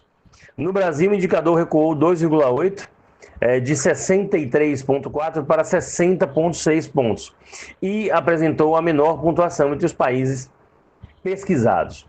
Então, o primeiro texto fala da guerra, faz um pequeno histórico, fala dos impactos. O texto 2 já vem assim, e a guerra vai impactar o Brasil? Vai tocar no Brasil, vai chegar aqui? O que isso vai gerar? E aí o texto 3, que sempre, ou eles têm 3 textos ou 4, e um desses, que geralmente é o último, sempre é um texto misto, um infográfico, uma montagem, um texto visual, para poder justamente testar do estudante as várias linguagens que ele precisa, digamos que, saber decodificar para produzir o texto. As consequências da guerra entre Rússia e Ucrânia. Conflito afeta o mundo em diferentes áreas. Barril do petróleo negociado a $95. Isso aí no dia 24, exatamente do dia, do dia que começou a guerra. A gente está há um mês. E obviamente que esse cenário aqui já deu uma bagunçada completa. A moeda russa desvalorizou 5,1% frente ao dólar, 5,1%. Gás natural é negociado aos $4,58.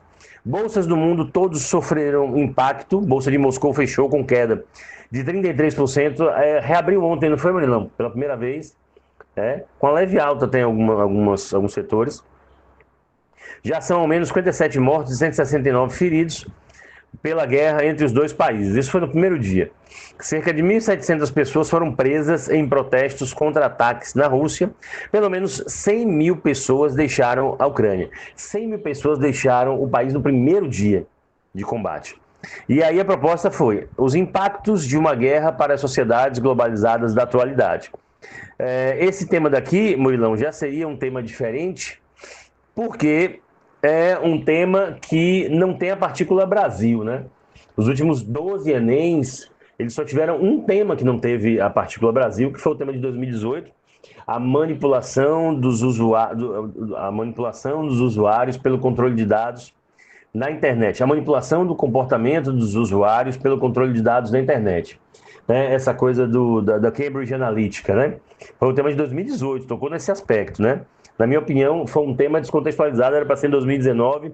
Em 2018 não tinha essa discussão ainda tão difundida aqui. As pessoas não tinham assistido privacidade hackeada ainda, né? E aqui, essa é a proposta, como eu falei, os impactos de uma guerra para as sociedades globalizadas da atualidade. Agora o pessoal vai anotar a análise do tema que o pessoal já está acostumado a fazer comigo, né? O tema principal, gente, seria aqui, né, uma guerra. Uma guerra, impactos seria um delimitador, sociedades globalizadas o outro delimitador e atualidades também um delimitador. Então, no nosso arcabouço inicial, nós teríamos uma guerra, teríamos sociedades globalizadas da atualidade, teríamos dois impactos a escolher, né? Então, Murilão, agora ele vai escolher quais são as duas ideias que ele vai falar sobre essa discussão, né? Dois impactos que uma guerra pode gerar às sociedades globalizadas na atualidade, que serão os dois temas dos desenvolvimentos, nesse planejamento que a gente faz. Então, o primeiro impacto, o impacto econômico, que é o impacto mais técnico, né? A gente divide entre o argumento técnico e o argumento humano. O argumento econômico ele é mais técnico, porque ele é pragmático, ele é táctil, vamos dizer assim. E o impacto humano, né? É aquele impacto na vida das pessoas, né? Obviamente que uma guerra deve machucar muito as pessoas. Imagine você perder parentes por uma guerra e depois que esse conflito passar, imagine, eles vão conviver com russos. Imagine esses radicais russos andando com camisa da seleção russa ou com bandeira da Rússia na Ucrânia depois da guerra, né? E as pessoas vendo ali uma espécie de inimigo passeando. Vai ser muito, muito doloroso essa situação também depois. Então aqui, Murilão, ele já teria, viu, o estudante, quase que a introdução do texto dele. Ele só precisaria de um repertório, de uma referência para começar a redação. Se ele fosse pensar no primeiro desenvolvimento agora, a título de plano, né, quais seriam os impactos econômicos de uma guerra nas sociedades globalizadas da atualidade, não esquecendo que, como eles estão fazendo uma produção de nível médio, ele tem de pensar nos impactos, né, que são palpáveis por eles. Tudo que você falou foi maravilhoso, mas é o aprofundamento para que eles consigam raciocinar nesse âmbito do impacto, né, efetivo. Então, quebra de relações diplomáticas, né? Se você tem relações diplomáticas quebradas, do ponto de vista econômico, você tem dificuldade de negociar, dificuldade de manter acordos, dificuldade de estabelecer o funcionamento da sociedade da forma que era antes. Economicamente também você tem aí um risco de extrema miséria para países envolvidos, né? E imagine como é que vai ficar a Ucrânia se isso durar mais um mês, para que haja uma recuperação. Vai ser bastante difícil do ponto de vista econômico. A possibilidade de desabastecimento dos países envolvidos, no caso principalmente da Ucrânia, e de outros países que dependem da produção, da exportação de Ucrânia e de Rússia. O Brasil já está sentindo aí, daqui a pouco deve começar a sentir mais o problema dos fertilizantes, né, e do gás também, né, que acaba impactando aqui por causa do preço. E o impacto humano, a explosão de refugiados, 4 milhões de pessoas saem do seu país e se jogam na Europa, né? Tem também aqui a precariedade social extrema. Essas pessoas vão invadir a Europa e eles vão produzir como, né? Para sustentar suas famílias. Vão se encaixar na economia europeia de que maneira? A Europa estava lutando até um dia atrás aí para poder evitar a entrada de refugiados. Até isso é interessante, né, Murilo? Porque a gente viu muitos vídeos impactantes de húngaros chutando sírios que estavam tentando atravessar a fronteira. Aí agora os ucranianos são recebidos de braços abertos. Obviamente que eu não estou dizendo que eles não deveriam ser recepcionados de braços abertos, mas é uma seletividade visível, né? Essa visão eurocêntrica mesmo. Nós aqui nos protegemos porque nós somos superiores. É bem complicado isso. E obviamente que os traumas humanos diversos, né? Como o transtorno de estresse pós-traumático, que inclusive o texto de apoio cita isso aí agora. E aí, Murilão, qual é o problema dessa parte agora? É que ele vai escolher os repertórios, né? Escolher as referências que vão ser utilizadas. O grande problema é ele cair apenas no referencial histórico. E o Enem pede, você tem de variar esses referenciais seus, senão você vai acabar praticamente falando da mesma área do conhecimento. E aquele estudante que não tem essa referência daquela área de conhecimento, tem outras, dá-se a sensação de que ele não está contextualizado a discussão. E é possível contextualizar a discussão com outras áreas do conhecimento que não seja só o recorte geopolítico e histórico. Então, ó, fica a primeira dica importante, ó. Você poderia começar o texto com essa referência a um quadro do Salvador Dalí chamado Criança Geopolítica assistindo ao nascimento do Homem Novo, que Murilo obviamente já deve ter visto bastante nas publicações, que ele tem de fazer as leituras para se manter atualizado, que é esse quadro aqui, né? Que é esse quadro que é de 1943, e o Salvador Dalí faz essa leitura, né, do nascimento hegemônico norte-americano, com toda uma simbologia que aqui tem, marcada. Esse quadro, ó, vocês veem aqui que tem esse pano aqui acima, e esse rasgo embaixo, como se ele tivesse mesmo tocado assim, amassado, como se fosse por um bico de uma cegonha. E ele cai, rasga e cai. Cai, quebra, sangra um pouco, né? Um ovo não sangra, parece um ovo, mas assim, é a simbologia de que esse rasgo ele vai ser doloroso para o planeta. Sai daqui dos Estados Unidos, é um homem caucasiano, e se atente à construção da língua. Não é um novo homem, é um homem novo, é um homem que já existe e se renova. E, ao contrário, você tem duas pessoas aqui que não são caucasianas, que são negras. Uma mulher que aponta para essa ocorrência, e uma criança que é a criança geopolítica, se protegendo, meio que entendendo que é um acontecimento que vai ser prejudicial. Tanto que ele faz questão, o Dalí, de colocar aqui enfaticamente que a América do Sul e a África como se fossem assim os locais que fossem mais sofrer com isso, meio que derretendo, mas quem vai sofrer na verdade são as pessoas. Eu não sei se vocês conseguem ver, ó, o meu cursor, veja que aqui é como se fosse em alto relevo assim vários perfis de rostos humanos. Da mesma forma aqui, ó, aqui abaixo tem um rosto, esse rosto, o olho já é o bigode de um outro rosto. Ele cria essas simbologias para mostrar que esses continentes vão acabar sendo marginalizados, imperializados por conta dessa nova situação. Ainda tem aqui uma referência interessante, né? Vocês sabem que a cultura maia media a idade das pessoas pela sombra.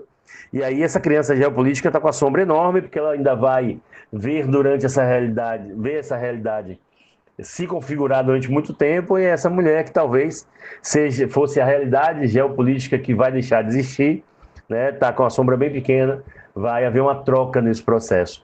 E ainda dizem na análise que tem um homem aqui de vermelho de fundo, talvez fosse a União Soviética vendo esse nascimento. E aqui tem uma torre aqui atrás, né? A torre sempre na literatura, na filosofia, a simbologia do isolamento, do que é velho. E aí nós chamamos de velho, em geopolítica, é o velho mundo, né, Murilo? E aqui seria a Europa também, vendo à distância, esse nascimento. Cores bem quentes, um cenário meio apocalíptico mesmo, como é o de uma guerra. Luquinhas, como é que eu uso isso? Espera que a gente vai ver. Mas você já tem aí pelo menos o quadro como uma referência completamente diferente do que a gente esperaria para uma construção desse tipo, né? Para a construção do texto desse tipo. Aqui, no impacto econômico, a gente poderia fazer referência, né? Eu até fiz uma pergunta a Murilo no meio da tarde para poder pegar a opinião dele, né? E aí, como não se atentando somente à questão historiográfica, né? Citar a bomba atômica, esse referencial bélico que é tão marcante, caberia talvez aqui também alguma outra representação, não sei se caberia a música, né, a Rosa de Hiroshima, porque é um impacto mais econômico, mas a bomba atômica, obviamente, tá até escrito errado aqui, de Hiroshima e Nagasaki, são referenciais de uma transformação no mundo econômico, né, da destruição que houve no Japão, que precisou ser reconstruído. E por último, seria interessante também você colocar aqui um outro completamente diferente repertório, conceito de transtorno do estresse pós-traumático, que é talvez aí como é que eu posso dizer, o impacto do ponto de vista humano mais prático, que é a doença, né? Se cria um transtorno pelo estresse de viver a guerra, de ter passado por essa situação extrema aí. Tudo bem? Quer acrescentar alguma coisa, Murilão, nessa abordagem aqui que eu acabei fazendo? Quero. Na verdade, assim, ó, isso que o Lucas faz, eu já conhecia, né? A gente já apresentou, ele também já foi meu convidado em algumas turmas. Isso é fantástico porque ele levanta pontos que a gente começa a refletir muitos outros pontos além desse, né? Ou seja, a gente ganha repertório, a gente vai atrás de outras coisas e vão dar bagagem para a gente ter um repertório extenso sobre determinado assunto. Eu acho que, na verdade, o que é que eu sei logo quando eu li os 3 textos, tá, Lucas? E pelo seu recorte também, né? Quando você fala de uma guerra na perspectiva do impacto nas sociedades globalizadas, os 3 textos ele direciona para um caminho de, assim, a economia capitalista global, ela é um processo que vem do liberalismo, né? O processo do grande vitorioso da Segunda Guerra Mundial, né? E depois o grande vitorioso da Guerra Fria, que traz a perspectiva da economia capitalista e da democracia liberal como a verdade universal, certo? Então, dentro dessa questão, o primeiro texto, quando fala de Woodrow Wilson, né?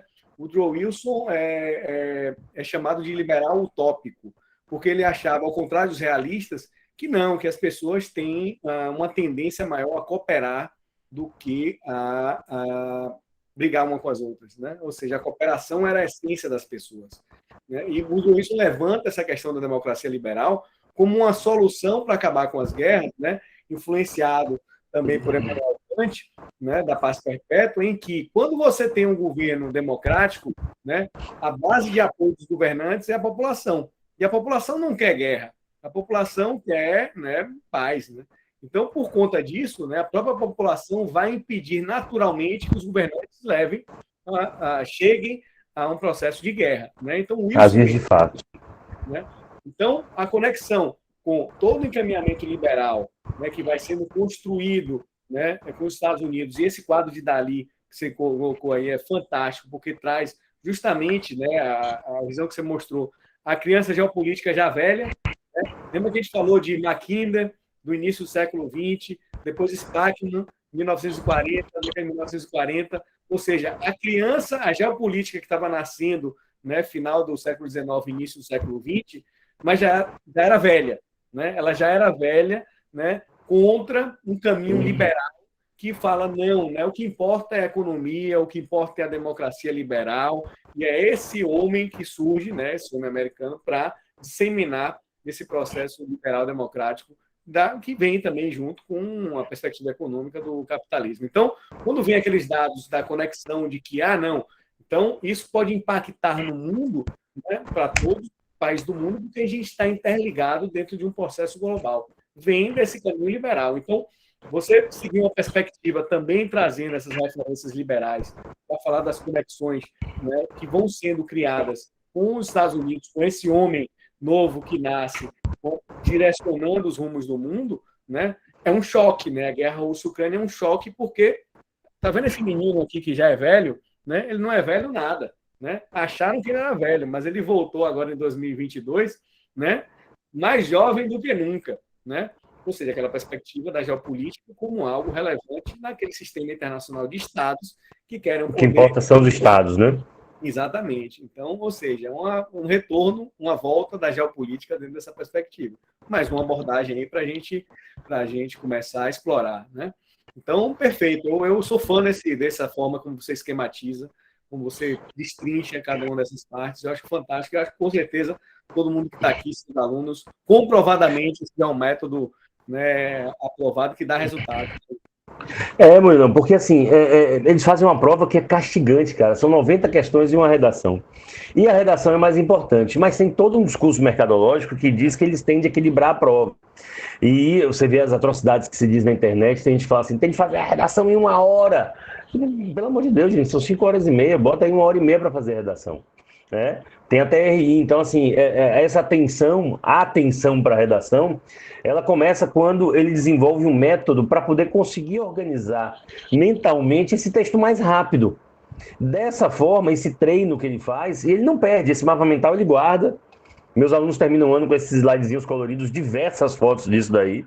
Ano passado, uma estudante vendeu na internet, eu digo, você, que é isso? Ela fez um print montou os cardzinhos e vendeu 160 temas. Ela ficou, foi 2 anos minha estudante.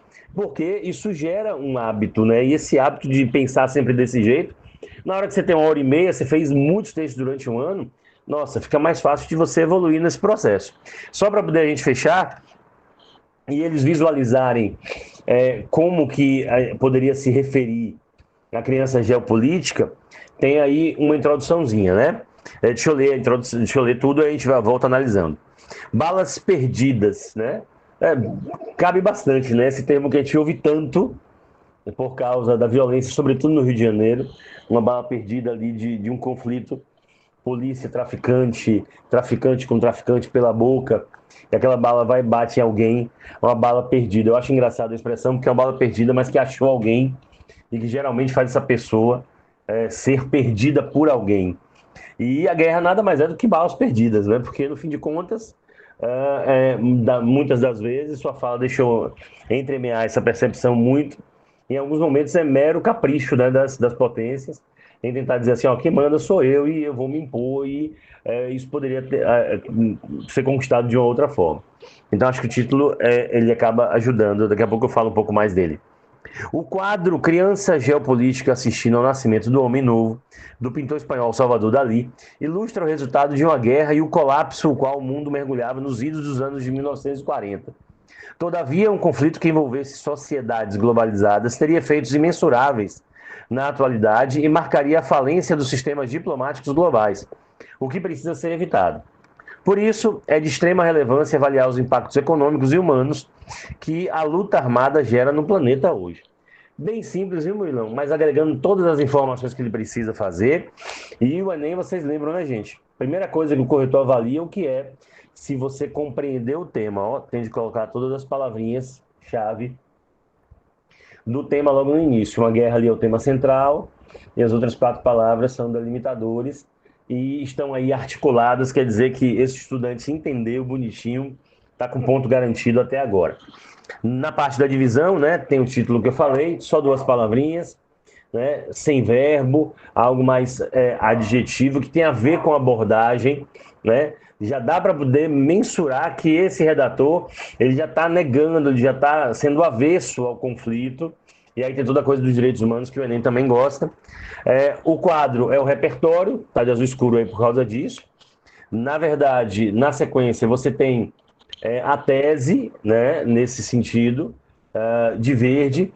Não esqueça que esse finalzinho da tese aqui é o que precisa ser evitado, é a justificativa da tese, é o que você vai usar lá no final para compor a ação da sua proposta de intervenção, ok? E por fim, um projeto de texto que deixa claro quais são as ideias que vão ser desenvolvidas mais para frente. Feito isso, você conseguiu preencher tudo direitinho. Não esqueça, essa introdução não está grande. Você sabe que seu professor usa o slide aqui, ó, com essa parte em preto. Eu não uso o slide com a escala proporcional de uma folha de caderno. Isso aí dá 5 linhas e meia, 6 no máximo, e dá para você administrar para poder fazer o restante do texto. Beleza? Pronto, velho. A gente ficava aqui até amanhã, viu, Murilão? Até amanhã a gente ficava aqui. Ficava mesmo, né? Como nossas conversas sempre são, né? Infindáveis, assim, a gente não consegue colocar um ponto final. Mas, enfim, Lucas, muito obrigado. Para mim sempre é uma satisfação muito grande estar com você discutindo esse tema, estar com alunos, né, que, enfim, numa sexta de noite, como você falou, né? A gente, no hashtag sextou, mas, enfim, muito, né, aprofundar esse conhecimento dentro de um tema, né, atual, mas que tem muitas outras dinâmicas em volta desse tema. E eu queria fazer 2 indicações, se você me permite, né? Claro. Dentro de tudo que eu falei, né? Tem um livro que é um livro que fica sempre aqui comigo, né? Que é um livro chamado Diplomacia, de Henry Kissinger. Kissinger foi secretário de Estado dos Estados Unidos, né? Na década de 60, década de 70. E esse livro ele traz uma perspectiva teórica do que eu falei, mas ele é muito mais um resgate histórico. Então, quem quiser entender a história, né, de fato, do final do século XIX para início do século XX, né, uma perspectiva política, militar, Kissinger, né, que é a base, e um outro livro, que é um livro que é este aqui, História das Guerras, tá, organizado por Demetrio Magnoli, né, que ele traz textos, né, sobre guerras do mundo, né, do mundo. Ele começa com Guerra do Peloponeso, guerras púnicas, né, e vai até, de fato, a Guerra do Golfo, né. Quem quer entender as guerras árabes-israelenses, né, tem aqui também Primeira Guerra Mundial, Segunda Guerra Mundial, tem a nossa guerra, né, do Império, que é a Guerra do Paraguai, Guerra da Secessão. Então, um livro, né, mais enxuto, né, mas que traz uma visão muito boa, né, muito robusta, né, das guerras que assolaram o mundo. Ano que vem ele já vai ter de atualizar, porque obviamente deve sair uma edição já com alguns textos sobre a guerra, né, da Rússia e da Ucrânia. Ele escreve muito bem, o Demetrio Magnoli, apesar de algumas ideias estranhas. Mas eu gosto dos textos dele, assim, do ponto de vista didático, né? Ele escreveu muito livro didático. Ele é bom. A gente estudou com o livro de Demetrio Magnoli na escola. Exatamente, como você falou, né? Como ele faz parte, às vezes, de algumas mesas redondas, de alguns debates na TV, de vez em quando ele se apega a algumas coisas assim que são questionadas, mas faz parte, né? A gente vive, né, gente, a escola, né, a universidade, que vocês em breve estarão, são ambientes de discordância. As construções, elas se baseiam, né, nesses debates, nas divergências, e a gente começa a aprender que as discussões são sobre ideias, não são contra pessoas. Lucas, quantas vezes a gente já discutiu sobre temas diversos e a gente discordou? Várias vezes, várias vezes. E a gente cresce. A gente cresce, porque a gente ouve alguém que tem uma intenção apenas de conversar, de debater, a gente cresce. Né? Eu falo sempre com eles que a gente precisa exercitar em sala de aula o debate público, pensar ideias que sejam importantes para a sociedade. Porque criou-se um clima hoje na cultura de que você não pode debater, de que, se você falar de um ponto de vista, eu nem converso com você. E aí isso é importante porque a ausência do debate favorece o radicalismo de ambos os lados, de ambas as percepções. E debater é muito bom, é importante. Importantíssimo a gente entender que a ciência, né, tem que ser a base de tudo. Né? A gente não pode querer impor a alguém uma opinião sem uma base científica por trás. Né? Então, a gente pode questionar? Podemos. Eu posso questionar se a Terra é plana? Posso, mas eu tenho que investigar para chegar a essa comprovação. Eu não posso dizer que isso é verdade porque é minha opinião e acabou, e vocês têm que aceitar porque é minha opinião. Não, né? Ou seja, a base científica, a base de investigação, de cultura, um aparato que vai legitimar aquela sua ideia, aquela sua construção é essencial. Com certeza. Meu velho, eu que lhe agradeço imensamente de ter retirado um tempinho que você ficaria com sua família na sexta-noite. Provavelmente você trabalhou pra caramba durante a semana para estar esse momento com esse pessoal, gente. Murilo tá aqui, não cobrou nada, ele que já tem um histórico de fazer os eventos e já conquistou esse status de ser alguém que merece ser recompensado pelo que ele faz. Vocês viram o nível da abordagem aqui apenas pela amizade, e aí eu me sinto não só agradecido, mas honrado por você me colocar nessa listinha pequena na sua vida de pessoas que você pode se movimentar, não pensando em nada em troca, como diz a música do Cidadão Kane, né? Se alguém fizer alguma coisa sem ter troca, pense bem, porque é um dia especial. Obrigado, gente, pela presença de vocês. Murilão, obrigado de verdade, velho. Vai ser muito legal, os meninos vão ver isso aí várias vezes. E como as ciências humanas são ricas, gente, a quantidade de informação, de referência que foi trazida aqui para essa aula hoje, para a gente entender um evento que está acontecendo há um mês. Você foi quanto tempo? 300, 400 anos para poder explicar agora? Olha que negócio fantástico. E o pessoal, com certeza, aproveitou, né? Palmas virtuais para o Murilão, que ele merece demais. Obrigado, gente, a presença de vocês. Mais uma vez, Murilão, receba aí os agradecimentos, né, do curso e do curso Gregor Mendel. E até a próxima, tomara que seja para poder falar de questões que não sejam tão absurdas, porém continuarão a ser complexas como é o mundo. Isso aí, Lucas. Obrigado mais uma vez. E é isso aí. Tamo junto, vamos firmes. Né? Temos um longo caminho pela frente ainda. E é isso aí. Obrigado, gente. Boa noite, boa sexta e até a próxima. Boa noite, gente. Um abraço para vocês. Valeu, até a próxima.